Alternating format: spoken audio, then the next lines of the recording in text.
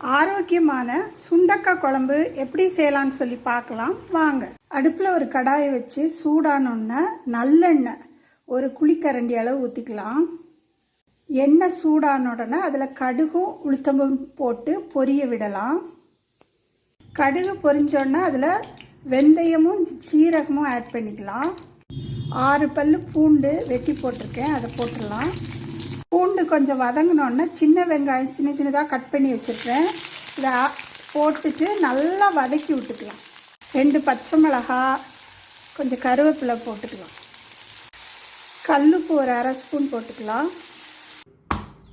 இந்த சுண்டைக்காய் எல்லாம் நல்லா தள்ளி அந்த விதையெல்லாம் எடுத்துடணும். எடுத்து நல்லா கழுவி வச்சுக்கணும்.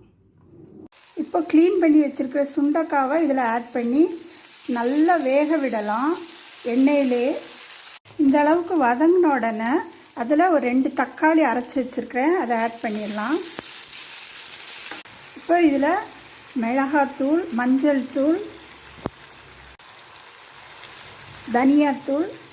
இப்போ மிளகாத்தூளும் மஞ்சள் தூள் தனியாத்தூள் நல்லா எண்ணெயில் வதங்கின உடனே ஒரு 1/2 டம்ளர் தண்ணி ஊற்றி நல்லா வேக விடலாம். இப்போ பாருங்கள், நல்லா எண்ணெய் பிரிஞ்சு வந்த உடனே நம்ம ஒரு நெல்லிக்காய் சைஸ் புளியை கரைச்சி வச்சுருக்கேன், அதை ஆட் பண்ணி நல்லா வற்ற விடலாம். நல்லா கொதி வந்த உடனே சிம்மில் வச்சு எண்ணெய் பிரிஞ்சு வர்ற அளவுக்கு வெயிட் பண்ணலாம். நம்ம சுண்டைக்காய் குழம்பு ரெடி ஆயிடுச்சு பாருங்கள்.